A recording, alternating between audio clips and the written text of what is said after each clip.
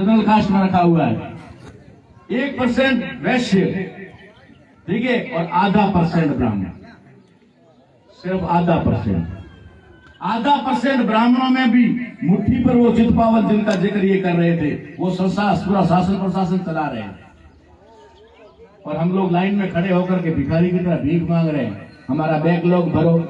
हमारे समाज में तो ऐसे बड़े बड़े धुरंधर लीडर भी देखे कि मुझे तो साला कम से कम उनको यार सीखने को मिलता, लेकिन कभी कभी तो शर्म भी आती है। बड़े बड़े सम्मेलन लगाकर, पोस्टर लगा करके, और क्या कहते हैं, निजीकरण में आरक्षण दो, और उसी में नीचे लिखते निजीकरण खत्म करो। 2 अप्रैल को भी घोषणा ही की। मैंने कहा यार मैं क्या करूं उन लोगों का, मुझे तो दया आती है, शर्म भी आती है। निजीकरण खत्म करो, और उसी में नीचे लिखते हैं निजीकरण में आरक्षण दो। निजीकरण हमारे सत्यानाश का सबसे बड़ा कारण है। भारत का संविधान लागू होने से पहले, हर चीज का राष्ट्रीयकरण होने से पहले भारत में सारा प्राइवेटाइजेशन था, सारा कुछ प्राइवेटाइजेशन था, यानी कि निजीकरण था। जमीनें राजा महाराजाओं के अधीन होती थी, हमारे पास में कुछ नहीं होता था, खेत खलियान हम करते थे, अनाज उनका होता था, पशु हमारे होते थे, मालिक वो होते थे, हमारे पास कुछ नहीं होता था। आज निजीकरण करके वो वापस हमारी संपत्तियों को प्राइवेट हाथों में दे रहे हैं, और हम लोग एक तरफ तो कह रहे हैं कि निजीकरण खत्म होना चाहिए, और दूसरी तरफ कहते हैं निजीकरण में आरक्षण मिलना चाहिए। अरे तो निजीकरण में आरक्षण तो तब मिलेगा ना जब पहले निजीकरण होगा।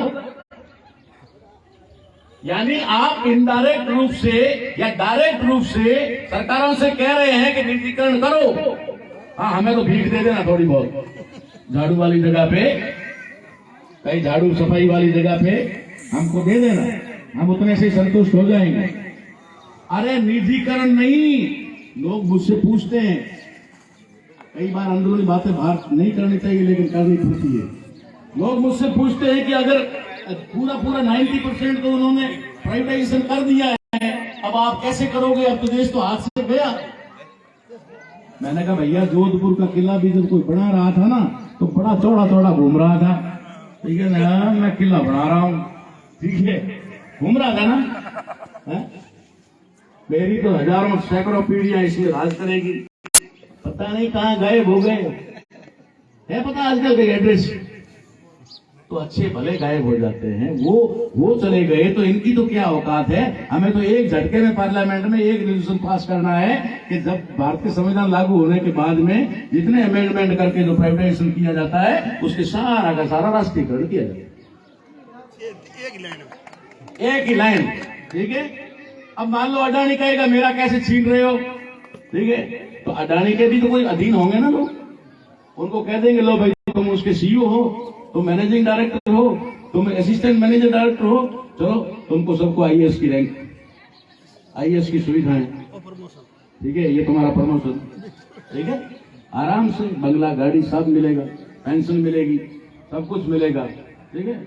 उसके नीचे जितने भी असिस्टेंट मैनेजर है या और भी कोई है, सुपरवाइजर है, उन सबको बोलेंगे, मजदूरों को बोलेंगे भाई इस कारखाने में तुम्हारा शेयर, जो मुनाफा साल भर में होगा उस मुनाफे में तुम्हारा अपना हिस्सा तुम्हें मिलेगा, ठीक है।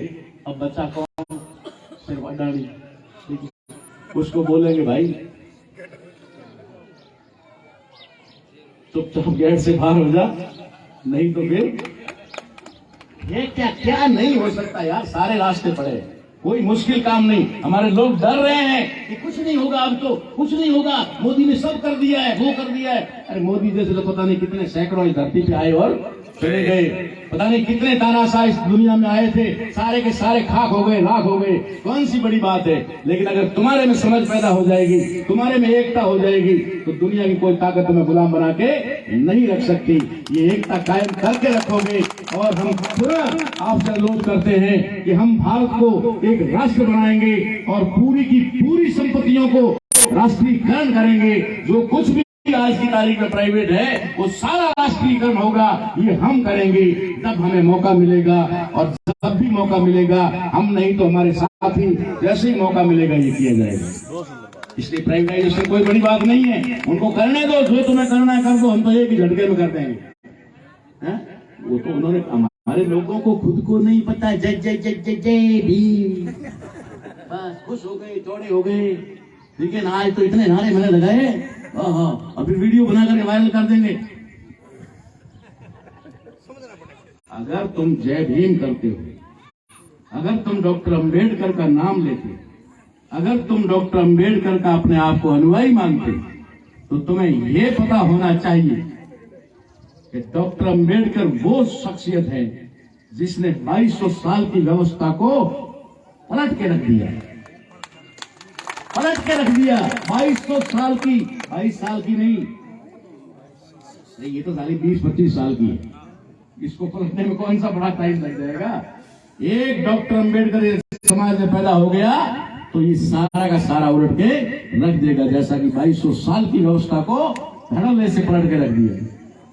तो बड़ी बात थोड़े ना, सब कुछ संभव है, हौसले तुम्हारे अंदर होने चाहिए। अगर तुम्हारे अंदर हौसले नहीं है तो सिवाय पछताने के और कुछ नहीं कर पाओगे। इसलिए हम लोग आए हैं तो ये निवेदन करने के लिए आए हैं कि हमें बिना किसी शर्त के, बिना किसी रोटी बेटी के शर्त के हमें एक दाजम पे इकट्ठा होना चाहिए। मुझे बहुत अच्छा लगा था जब इस बारे में बताया कि नानक साहिब के दरबार में यहाँ पर जो है हर जाति के लोग आते हैं, और आज भी यहाँ बता रहे थे कि 36 कौम के लोग रहते हैं। हमें बहुत अच्छा लगा। ये एकता जो हमारी बन रही है, ये एकता इन विदेशी यहूदियों के लिए, इनके लिए बहुत ज्यादा घातक साबित होगी, घातक साबित होगी। और मैं गारंटी के साथ कहता हूँ कि इन यहूदियों का वो बुरा दिन आएगा जो हिटलर के समय में भी नहीं आया था। मैंने यहूदियों के बारे में पूरी दुनिया को संदेश दे दिया है। मुझे फॉरेन से एनआरआई लोगों के, वहां के लोगों के फोन आते हैं कि अब तक तो आपने ब्राह्मण करके भारत के ही ब्राह्मणों से पंगा लिया हुआ था, अब तो आपने यहूदी शब्द इस्तेमाल करके पूरे वर्ल्ड के यहूदियों से पंगा ले लिया। मैंने कहा भाई, ब्राह्मण जो है, भारत वाला ब्राह्मण है, वो भी मारेगा तो एक बार ही मारेगा, और दुनिया के सारे यहूदी इकट्ठा होकर मारेंगे तो एक बार ही मारेंगे। ऐसा तो है नहीं कि भाई भारत वाले ब्राह्मण एक बार मारेंगे फिर मुझे यहूदी मारने आएंगे, ऐसे करते करते मुझे 4-5 बार मारेंगे, ऐसा तो नहीं है ना। तो मार देंगे, क्या होगा? एक शरीर को मारेंगे ना, इस विचार को थोड़ी मार सकते हैं। बहुत सुंदर बात। ये विचार को थोड़ी मार सकते हैं। आज बाबा साहब अम्बेडकर हमारे बीच में नहीं, उनको मारा, बिल्कुल मारा, हत्या की उनकी, काशीराम साहब की हत्या की, वो नहीं है, लेकिन उनके विचार हमारे बीच में, बुद्ध के विचार हमारे बीच में, ज्योतिबा फूले के विचार हमारे बीच में, कबीर साहिब के, रविदास जी के विचार, हमारे विचार नहीं मरते। इसलिए शरीर को तो मार सकते हो, विचारों को नहीं मार सकते। और विचार हमने दे दिया कि इस दुनिया के अंदर सबसे घातक और अमानवीय कोई कौम है, कोई नस्ल है, तो वो है यहूदी। यहूदियों का बंदोबस्त करो। मैं तो डंके की चोट कह रहा हूं कि भारत दुनिया में एक हिटलर को और पैदा होने की जरूरत है, और अगर मुझे मौका मिला तो हिटलर मैं बनूंगा। मुझे मौका मिला मैं बनूंगा, क्योंकि दुनिया का भार उतारना है ना भाई। दुनिया का भार, कहते हैं समाज का भार होता है, किसी का भार होता है। अब मेरे ऊपर तो पूरी दुनिया का भार आ गया, तो पूरी दुनिया को तबाह और बर्बाद ये नस्ल कर रही है, सिर्फ यहूदी नस्ल कर रही है। इनका रिकॉर्ड है। एक चीज दुनिया में मरवाती है, आपको बता दो, एक चीज क्या मरवाती है? अपने आप को श्रेष्ठ। जोधपुर के किले में एक कांड हुआ था 2008 में, हुआ था ना, जिसमें शायद 400-500 बच्चे मर गए थे। क्यों मरे थे मालूम है? क्या वो एक दूसरे का मर्डर करने आए थे? क्या इस इरादे से आए थे कि मैं जाऊंगा 2-4 को मारूंगा? कोई भी एक आदमी ये सोच के आया था? नहीं आया नहीं। एक प्लानिंग के तहत ब्राह्मणों ने सारा षड्यंत्र रचा। सुबह 4 बजे, 5 बजे, 12 बजे बच्चों को जमा करना शुरू कर दिया। उधर से जो नारियल था वही फोड़ने का आदेश दे दिया। नारियल से एक गिलास पानी निकलना ही था। उधर से घी और तेल के पीपे उलेट दिए गए।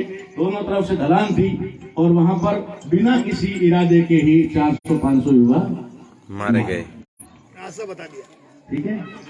अब बात ये थी कि किसी का इंटेंशन नहीं था कि मैं मारूं, नहीं था। नहीं, क्यों मरे हुए? कुछ लोगों ने अपने आप को बचाने के लिए उनको कुचल दिया, और ये प्रकृति का नियम है, या फिर कहीं भी होता ही है। अगर यहाँ भगदड़ हो जाए, कोई रास्ते में आदमी पड़ जाए, तो वो आदमी अपने को बचाने के लिए उसकी पीठ पे, मुंह पे पैर रख करके भागेगा ना, वो भागेगा। और इसीलिए लोग भगदड़ में मरते हैं। तो वहां किसी का मारने का इरादा नहीं था, लेकिन अपने आप को बचाने के लिए चढ़ गए एक दूसरे के ऊपर, चढ़ गए ऊपर और 400-500 मर गए। यहाँ यहूदियों का भी सिस्टम वही लागू है कि वो अपने आप को श्रेष्ठ मानते हैं। वो कहते हैं दुनिया के सबसे श्रेष्ठ अगर कोई है लोग है तो यहूदी है, और हम श्रेष्ठ है। अब श्रेष्ठ बने रहना है, अपने आप को श्रेष्ठ कायम करना है, तो बाकी वालों को नीच मानना पड़ेगा ना साहब, बाकी वालों को अपने नीचे रहना पड़ेगा ना।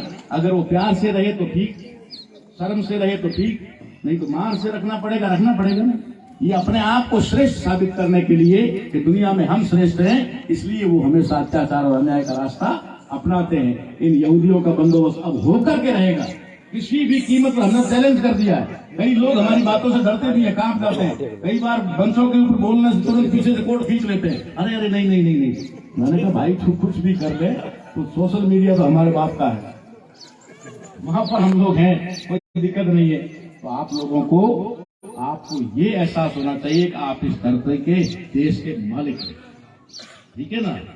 आखिर में एक बात जो मैं कल से भी सुन रहा था, कई दिनों से सुनता भी रहता हूँ, एक भजन है ना, रखियो बिना रे सुनता हूँ कोई नहीं तरिया, कोई नहीं तिरिया है, कह नहीं कर सच है ना। ये तो रिखिया कौन है?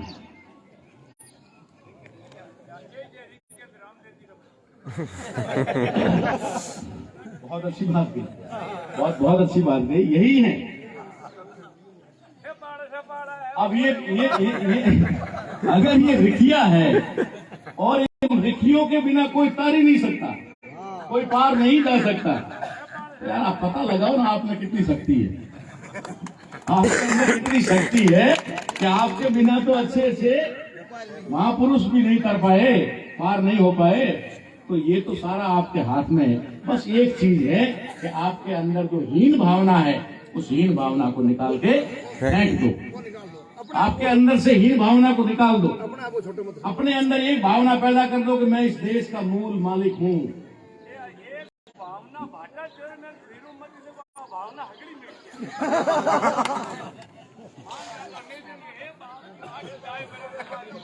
सेवा करो, सेवा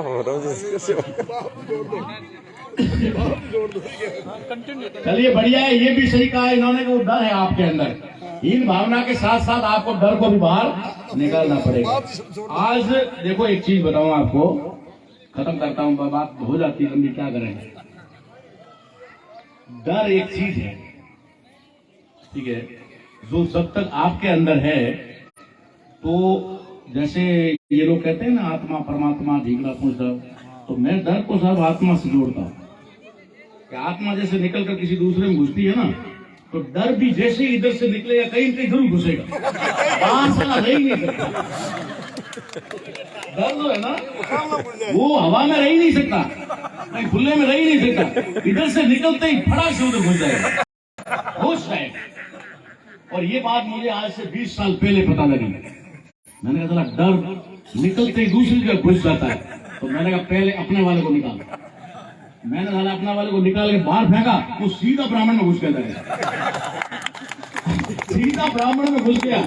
और आज मोहन भागवत को रात को अगर सोते सोते 2 बजे मेरा नाम याद आ जाए, तारा राम, तो शायद सुबह तक गई करवटा ही बदलता रहेगा। ऐसे ही नहीं है बाड़मेर में आ रहा है, फालतू में थोड़ी आ रहा है। मोहन भागवत का बाड़मेर आना, केसी सुदर्शन का बाड़मेर आना, केसी सुदर्शन का उस समय भी स्टेटमेंट देना 2002 में कि भारत का अगर कोई दूसरा पाकिस्तान होगा तो बाड़मेर होगा। अभी मोहन भागवत आया, मोहन भागवत ने भी यही कहा। तो बार बार बाड़मेर आ रहे हैं, बार बार बाड़मेर आ रहे हैं, इसका मतलब नींद तो हराम है ना, नींद हराम है कि तारा राम इधर पैदा हुआ है, तो इधर कुछ ना कुछ गड़बड़ है। सिर्फ एक छोटा सा काम किया मैंने, अंदर का भय निकाल करके उस तरफ फेंक दिया, अब इधर कोई डर नहीं है, अब डर है तो सामने ही। तो आप भी, अब अगर मैंने अकेले ने किया, अगर आप अपना डर निकाल कर उधर फेंक जाओगे तो क्या हाल होगा यार। तो वीजा के भाग जाएंगे, वीजा कोई दे या ना दे, बिना वीजा के भाग जाएंगे और आपका देश मुक्त हो जाएगा। और करना होगा हमें। मैं कहता हूं हमें किसी देवी देवता का विरोध नहीं करना, हमें किसी धर्म का विरोध नहीं करना, हमें किसी भगवान का विरोध नहीं करना। मुझे क्या चाहिए? मुझे ब्राह्मण मुक्त मंदिर चाहिए, ब्राह्मण मुक्त मंदिर। क्योंकि मंदिर तो हमारे थे, जो मंदिर है वही तो बौद्ध विहार थे, वो बौद्ध विहार थे, वही तो आज मंदिर है। तो बौद्ध विहारों में क्या किया? बौद्ध विहारों को खत्म कर दिया, मंदिर बनाया, मंदिर में ब्राह्मण घुस गया। अब ब्राह्मण को बाहर निकालो, वापस बौद्ध विहार बन जाएगा, बौद्ध विहार बन जाएगा। हमें मंदिर चाहिए, ब्राह्मण मुक्त मंदिर चाहिए। हमें भगवान चाहिए, बिना ब्राह्मण की एजेंसी वाला चाहिए, डायरेक्ट, बीच में एजेंसी नहीं, बिना एजेंट वाला चाहिए। हमें भारत चाहिए, बिना ब्राह्मण का भारत चाहिए। मैं कह रहा हूं हमें बीजेपी चाहिए, बिना ब्राह्मण की चाहिए। बीजेपी भी चाहिए, ब्राह्मण को निकाल के बाहर फेंक दो, बीजेपी हमारी, क्योंकि तो वोट तो हमारे ही लोग दे रहे हैं, हमारे ही लोग दे रहे हैं, सिर्फ कब्जा ही नहीं कर पा रहे हैं। हमें कांग्रेस चाहिए, बिना ब्राह्मण की। ब्राह्मण निकल जाए, कांग्रेस हमारी, कोई दिक्कत नहीं है। हम तो कह रहे हैं कि पूरा भारत ही ब्राह्मण मुक्त चाहिए, ब्राह्मण मुक्त भारत चाहिए हमें। तो मैं तो बात खत्म करना चाह रहा था, लेकिन सामने चिट्ठियां आ रही है। बहुत सारी बातें हुई थी, शायद गुरु जी कहूं या ना कहूं, खत्म करूं? टाइम भी हो गया ना काफी। एक बात तो मुझे कहनी भी जरूरी थी, लेकिन 2 मिनट में ही कह देता हूँ, ज्यादा नहीं होगा। ये चिट्ठी आई है, लेकिन इसके बारे में आपको बता देता हूँ, इसी को लेके बताता हूँ। आपके समाज के अंदर जैसे मृत्यु भोज बात चल रही थी ना, काफी लोगों ने अच्छी बात की आपके सामने, ये मृत्यु भोज क्या है। तो मैं एक बात तो आपको ये बताना चाहता हूँ कि बहुत सारे हमारे लोग जो हैं वो भोलेपन के कारण या अपने जानकारी के अभाव में अक्सर ये बात कहते हुए पाए जाते हैं कि आ तो हमारे बूढ़ी वाली परंपरा, बूढ़ी वाली परंपरा। आ बात कहने वाले में मैं एक निवेदन करना चाहूँ कि थोड़ी तीसरी पीढ़ी में बाबा जी को हरिद्वार गया था, बता दो बाबा, हाथ के जो कूड़ मत के जो तीसरी पीढ़ी भर पड़ता दो गया था हरिद्वार, नहीं गया तो परंपरा खत्म हुई, तीसरी पीढ़ी में ही बोलती ना, परंपरा खत्म हुई। सुनिए मैं कहना क्या चाह रहा हूं, मैं समझाना क्या चाह रहा हूं। आज से 3 पीढ़ी पहले हमारे लोग हरिद्वार का, हरि का, गंगा जी का नाम भी नहीं ले सकते थे। नाम लेने पर जुबान काट दी जाती थी, ठीक है? क्यों?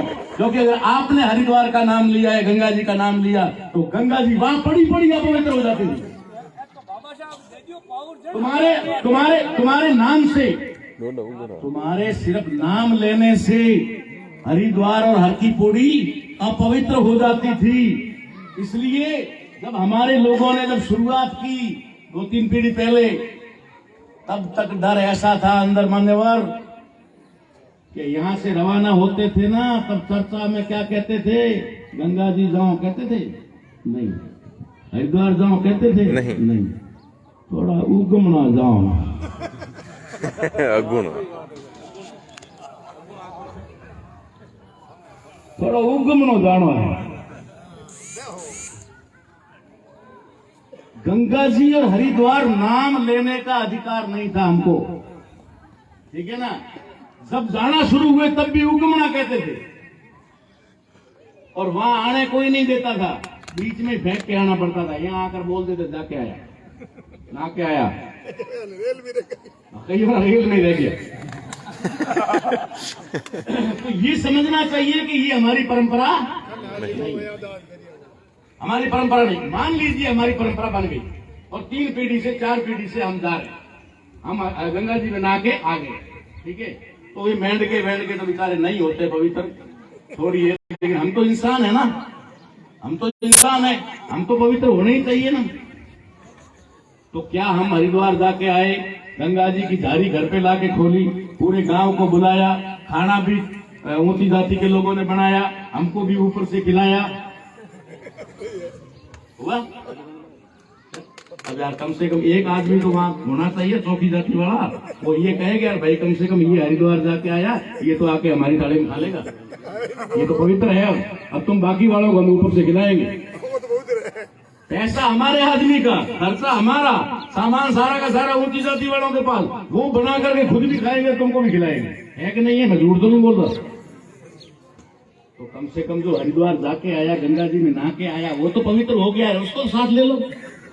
तो फिर ये सारी भीड़ को भेजूंगा मैं, फटाफट नहा के आओ भाई, नहा के आओ और चलो सब सवर्ण, सब सवर्ण। अब तक तो एक भी नहीं हुआ। दूसरी बात, अगर मान लीजिए हरिद्वार गए तो बाबा जी कह रहे थे अभी आपको कि ट्रेन में टिकट लेना पड़ता है जाते वक्त, बाबा जी का भी। फिर बोलते हैं चढ़ो उतरो मूत्रो, चढ़ो खाओ पियो, सब करवाते हैं ना। उधर जाने के बाद में हरिद्वार में कर दिया और वहां से वापस रवाना हो गए। ठीक है, रवाना हो गए, घर पे आ गए, रात जगा दी, सारा कुछ कर दिया। 2 दिन बाद मेहमान बिखर गए, घर में छोटे मोटे बच्चे थे, खाना बिखर गया इधर उधर, किसी ने रोटी का टुकड़ा इधर डाला, किसी ने इधर डाला। अब रोटी का टुकड़ा देखा गया तो चूहा तो दौड़ेगा। रात को चूहे दौड़ने शुरू हुए, थालियां गिरने शुरू हुई, बर्तन घर के गिरने शुरू हुए। सुबह उसी महाराज को बुलाया, महाराज रात ठीक कर पा दिया तो बाबू पास आया तो थोड़ा वजन टिकट पहले क्या तो रिजर्वेशन कराने लेन गया, सीट पूरी। ठीक है, थोड़ा करके लेन गया, हल्लो बा चढ़ो बा उतरो बा, हैंग किया, आपसे खड़े ही नहीं क्यों पास आओ, अभी आया विदा टिकट, टीटी कौन पकड़िया। मैं तो कह रहा हूँ उन ब्राह्मणों पे या हमारे गुरुओं के ऊपर क्लेम होना चाहिए 5 से 10 लाख का। तो या तो गारंटी लेके वापस नहीं आना चाहिए। ठीक है, वापस नहीं आना चाहिए, गारंटी ले, नहीं तो 10 लाख खर्चा होगा, 20 वसूल करेंगे। आपके वहां आना ही बंद कर देगा, वो टीप बना लेके छोड़ देगा। या तो गारंटी ले भाई। अरे 99% लोगों ने घरों में तो रोटी बता रहे ऊपर, अरे जी ने पिताजी ने रोटी जिम्मे जीमनो पड़े बाबा, जिमो को जिमो नहीं गले मंगो तो मांगो तो ये खर्चा क्यों? सवाल है 2-3 चीजों का और कुछ नहीं। इन सभी चीजों, मृत्यु भोज, बाल विवाह या आपके घर में रीति रिवाज, होली दिवाली, तीज त्योहार जितने भी हैं, ये सारे के सारे मात्र आपको आर्थिक रूप से कमजोर करने के लिए है। आर्थिक रूप से कमजोर करने के लिए। पहले ये नहीं था, पहले आपको कोई तीज त्योहार नहीं था क्योंकि आपके पास कुछ था ही नहीं। आपके पास कुछ था ही नहीं तो फिर उसका खर्च करने क्या जरूरत। अब नौबत क्या हो गई, समस्या क्या आ गई? समस्या ये आ गई कि भारत का संविधान लागू हुआ। संविधान लागू होते ही आपकी मजदूरी तय हो गई, जो जैसा वर्क करेगा वैसा पैसा मिलेगा। एक मजदूर लास्ट कैटेगरी मजदूर है, लेबर है, ठीक है, उसको भी आज की तारीख 500 रुपये मिलता है ना। ये संविधान का अधिकार है ना। बाबा साहब अम्बेडकर ने ये लेबर लॉ ला करके ये सारा कुछ किया, ये सबको पता है ना। तो उससे पहले हमें दिहाड़ी नहीं थी। अगर ठाकुर साहब के खेत में काम करना, किला बनाना, हमें गढ़ बनाना है तो हमारे लोगों से बेगार नहीं जाती, बेगार नहीं जाती थी, पैसा नहीं दिया जाता, रोटी भी अपने घर से बांध के ले जानी पड़ती थी। ये तो पक्का तय है ना। मजदूरी नहीं मिलती थी, संविधान ने आपको मजदूरी दिलाई, मजदूरी का हक दिलाया। अब आज की तारीख का उदाहरण देता हूं आपको। एक मजदूर 500 रुपए दिहाड़ी और 30 दिन महीने में, 30 दिन महीने में वो 10 दिन ना भी जाए काम पे, कभी अमावस आ गई, कभी कुछ आ गया, 2-3 त्योहार आ गए, एक दिन मेहमान सारी में चले गए, एक दिन मेहमान घर पे आ गए, 10 दिन गए उसके, 20 दिन तो मजदूरी करेगा। 20 दिन 500 कितना हुआ? 10,000। वो मजदूर आदमी 10,000 नहीं खाएगा, खा ही नहीं सकता, क्योंकि लकड़ियां ईंधन उसके खेत में मिलती है, बकरी दूध उसके घर में देती है, गाय वगैरह बकरी कुछ भी है, दूध लाना नहीं पड़ता, गैस सिलेंडर लाना नहीं पड़ता, सिर्फ सब्जी है, वो भी अधिकांश वो कड्डी वगैरह कुछ बना लेता है। बड़ी मुश्किल से उसके घर में सारा खर्चा होता है तो 5,000 रुपए फुल खर्चा करे तब भी 5,000 मंथली उसका बच जाता है। अगर 5,000 एक मजदूर का बचा एक महीने का तो साल का कितना हुआ? 60,000। 60,000 रुपए अगर उसने कहीं पर भी साहूकार को ब्याज पे दे दिए तो 60,000 के 70 हो जाएंगे, 70 के 80 हो जाएंगे, वो मल्टीप्लाई होता रहेगा। अगर मल्टीप्लाई ना भी हो, वो अपने पेटी में डाल दे, गुजरों में डाल दे, तब भी 10 साल में कितना हो गया? 60,000 इंटू 10 6 लाख। भाई घर में छुपा के रख सकते हैं, ना दे किसी को, बाहर बैंक में ना रखे, तो घर में भी रख दिया तो भी 6 लाख हो गया। 6 लाख रुपया अगर उसके पास में है तो क्या सोचेगा, क्या सोचेगा? यार बच्चा 10वीं क्लास पास कर लिया है, अब 12वीं में आया है, कोटा भेज देते हैं, इसको डॉक्टर बना देते हैं, इसको इंजीनियर बना देते हैं, पैसा तो है ही है। अगर ये नहीं सोचेगा तो दूसरा क्या सोचेगा? यार हेडे में बेबी का जन्म मिले रही है, भैया पड़े है ढगलो बेचे है, वहां पे ले लो, ठीक है, जमीन खरीद लेगा। अगर जमीन नहीं खरीदेगा तो सोचेगा कि गाड़ी ले लेते हैं, घर पक्का बना लेते हैं, सोचेगा ना वो, उसके पास पैसा आएगा तो सोचेगा ना। उससे क्या होगा? उससे उसका विकास होगा, उससे उसका विकास होगा। और विकास होना नहीं चाहिए, विकास उसका होना नहीं चाहिए। 10 साल में उसने सारे खर्चे कर्जे करने के बावजूद भी 6 लाख रुपया बचा लिया। अब 6 लाख में वो कुछ ना कुछ उल्टा पंगा करेगा, इसलिए उन्होंने क्या कहा, 6 साल में साला घर में कोई न कोई तो मरेगा, 10 साल में कोई न कोई तो मरेगा। मरते ही हालो हुक्मना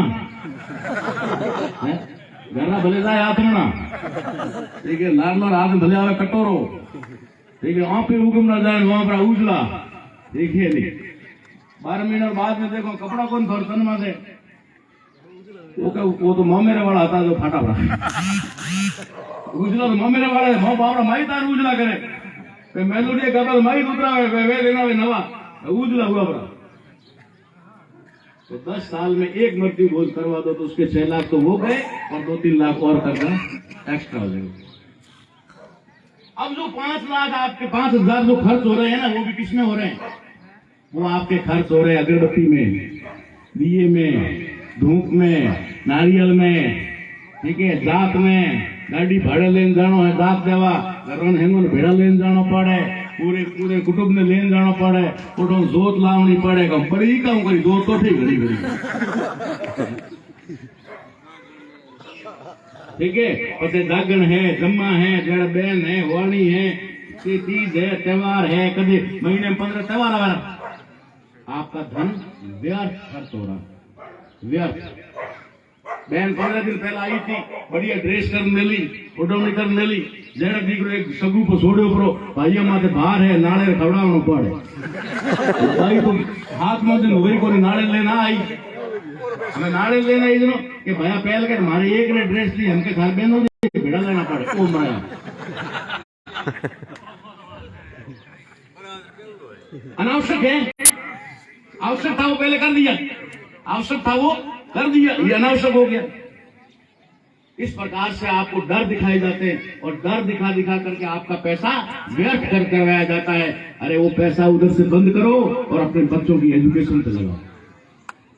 ये मृत्यु भोज, तीज, त्योहार, ये सारे के सारे मामले सिर्फ इसीलिए हुए। बाल विवाह का एक उदाहरण दे दूं आपको कि बाल विवाह क्यों लाया इन्होंने, बाल विवाह क्यों जरूरी किया। जब बच्चे समझते नहीं उस समय शादी करके उनको तय कर दिया जाता था, क्यों हुआ? जाति व्यवस्था को कायम रखने के लिए, जाति व्यवस्था को कायम रखने के लिए। जाति व्यवस्था बाल विवाह से कैसे कायम रहती है, कैसे रहती है? एक बात बताओ, जो नेचर प्रकृति का नियम है, लड़का जैसे ही 16-17 साल का होता है या 18 में प्रवेश करता है, नेचुरल बात है, उसमें कोई अदरवाइज मत लेना। और बच्ची जैसे ही 14 से 16 के बीच में आती है, उनमें चेंज आते हैं, बॉडी में हार्मोन्स चेंज होते हैं, बॉडी के हार्मोन्स चेंज होते हैं। वो जो बालिका है वो स्त्री बनना शुरू होती है, जो बालक या किशोर है वो युवा में कन्वर्ट होना शुरू हो जाता है। तो उनके अंदर शारीरिक परिवर्तन आते हैं हार्मोन्स की वजह से, और उसी समय उनके अंदर दोनों के बीच में एक अट्रैक्शन पैदा होता है, लड़के और लड़की का, ठीक है ना। उसमें 99% को आपस में प्यार होता है। संजोग से शादी हमारे जैसे एक आध की होती है, बाकी की नहीं होती है, बाकी प्यार होता है, सबको पता है। कहना कोई नहीं चाहता, सबको पता है कि एक बार बचपन में प्यार होता है, वो नेचुरल है, प्रकृति का, वो अट्रैक्शन है, दोनों का एक दूसरे से जुड़ाव होता है, प्रकृति का नियम है। उस प्रकृति के नियम में अगर बालक 18 साल का, बालिका 16 साल की होती है और तब तक अगर उनको कोई रिश्ता नहीं किया हुआ है, ठीक है, और स्वतंत्र है, तो वो किसी के साथ भी अट्रैक्ट हो सकती है, ठीक है। और अट्रैक्ट होने के बाद में क्या होता है, ये भूल किसने की थी मालूम है? बाल विवाह नहीं करने की भूल किसने की थी? नेहरू जी ने। नेहरू जी ने बाल विवाह करने की भूल की थी, किसकी? इंदिरा गांधी की। बाल विवाह नहीं किया तो बाल विवाह नहीं हुआ तो क्या हुआ? वो बड़ी हो गई, समझदार हो गई, समझदार होने के बाद एक पारसी से प्यार हो गया, एक पारसी से प्यार हो गया। ये कश्मीरी पंडित ब्राह्मण प्योर और उधर पारसी। नेहरू जी ने वाया मीडिया कैसे भी करके इंदिरा गांधी को समझाने की कोशिश की, प्रियदर्शनी को। गांधी तो बाद में बनी वो। अब प्रियदर्शनी को समझाने की कोशिश की लेकिन समझी नहीं, क्योंकि प्यार तो अंधा होता है। फिर गांधी जी के पास में गए कि बापू मेरी तो एक ही औलाद है और ये भी पारसियों के पीछे चली जाएगी तो मेरा तो वंश ही खत्म हो जाएगा, कुछ करो। तो गांधी जी ने कहा कि इंदिरा क्या कह रही है? बोला वो तो कह रही है प्यार अंधा होता है। ठीक है, तो बोला ठीक है मैं उस पारसी को बुलाकर कोशिश करता हूं। गांधी जी ने फिरोज को बुलाया, फिरोज को बुला करके कहा अरे भाई तू तो समझ, वो तो पागल है, लड़की है, तू समझदार है, फटाफट उससे दूरी बना ले, नहीं तो मालूम है हम कौन लोग हैं, हम 2 मिनट लगाते हैं ठिकाने लगा देंगे। काफी टाइम तक तो सुनता रहा फिरोज और उसके बाद धीरे से बोला गांधी जी को कि प्यार डरता नहीं।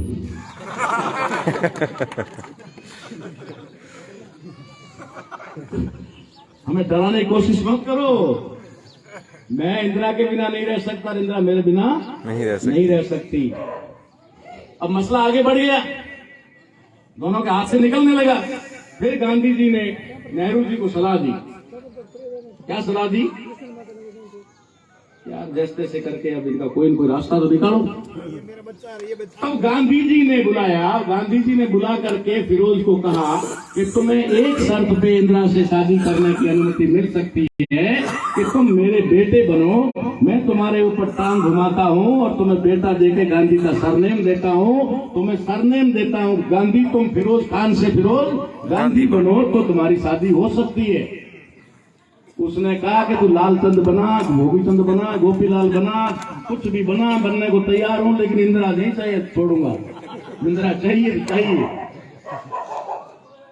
और यही हुआ, फिरोज खान को गांधी बनाया और यही गांधी परिवार आगे बढ़ा। भूल की ना उसने, बाल विवाह नहीं किया। इंदिरा का बाल विवाह कर दिया होता तो बच जाता। सही है। बाल विवाह से होता क्या है, जब बच्चा 3 साल 4 साल 5 साल का होता है उस समय उनको शादी कर लिया जाता है। शादी करने के बाद में वो बच्चा जब घर में बड़ा होता है, बच्चा घर में काम करता रहता, बड़ा होता है तो उसके घर वाले परिवार वाले कोई समझी, कोई मामा काका बैठ कर बातें करते हैं, अरे हाँ यार वो समझी जी आया को नहीं, ये फलानी हो आया को नहीं, तो बच्चों हूं तो रहे वो मारो हका ओट कीड़ी है, मारा हार ओट है, मारी पीन ओट रहे, ठीक है। तो उमे तो दिमाग उमे हम घूमे, वो कोई बिजी हम गई कोई। ये बाल विवाह का सबसे बड़ा रीजन कारण है कि बाल विवाह वाला बच्चा हमेशा सोचेगा कि मेरा तो, क्योंकि उसको भाई घर में बात चलती रहती है ना, जब वो 18 के आसपास होता है, हमें छोरो होने पढ़ना है, हमारो लानो है, हलानो घालनो है, ऐसी बातों घर में हालती रहे, तो वो दिमाग डाइवर्ट रहेगा सीधो। वैसे ही लड़की का होता है, हम भाई हो वाला है, हमके भाई वो हमके भाई वो तो भाई के वहां पर नहीं उठे है, तो भाई भी ध्यान लगा हुए उठे है, तो वो अट्रैक्शन से बच जाता है। ये कास्टिज्म को मजबूत करने के लिए उन्होंने बाल विवाह बनाया, ताकि बाल विवाह हो जाए, शुरू से बन जाए और उसके बाद में नहीं हो। नहीं तो 18 से 20 साल के लड़के तो लव मैरिज करने लगे। और मैं तो कहता हूं भाई इंटरकास्ट मैरिज अगर बुरी बात है तो सारे के सारे लोग डॉक्टरों से इलाज करवाना बंद कर दो, क्योंकि सारे इंटरकास्ट है। जितने डॉक्टर है ना सारे इंटरकास्ट है। सारे नेताओं को उनको नेता मानना छोड़ दो, क्योंकि उनके सारे बच्चे इंटरकास्ट हैं। आईएएस जितने हैं जो प्रशासन चला रहे हैं सारे के सारे इंटरकास्ट हैं। तो अगर इंटरकास्ट उनके लिए लागू होती है तो वो लीडर बन जाते हैं, प्रधानमंत्री और मुख्यमंत्री बन जाते हैं। और हमारे यहाँ अगर एक बच्चा और बच्ची गलती कर दे तो फिर इज्जत तो गई, યાદ મારે પટેલ બોલે અડાઈ નહીં શીખે નહીં તો બોલે અડા નહીં એટલે इंदिरा ने 14 साल प्रधानमंत्री क्यों 12-13 साल मोनी ठीक है नहीं गहलोत साहब ने क्या मुख्यमंत्री मोनो वरे बच्चा इंटरकास्ट है धरू सिंह शेखावत रहा इंटरकास्ट ठीक है नहीं सचिन जिन थे बना हो रहा हो पता इंटर धर्म है कहता होंगे इंटर रिलीजन है ये बातें सिर्फ हमारे छोटे लोगों पे ही लागू होती है ठीक है इसीलिए छोटे लोगों को गुलाम बनाया जाता है इसीलिए छोटे लोगों को दबा कर रखा जाता है तुमको कहा जाता है कि तुम्हारी इज्जत जाती तुम्हारी कहने वाले को पूछो तुम्हारी कोई इज्जत नहीं है क्या इज्जत का ठेका हम नहीं ले रखा है मेरे तो एक भाई थे वो सीधा बोलते थे कि अरे मोटी की इज्जत गई फ्री का बैंक बैलेंस तो कम पड़े होगा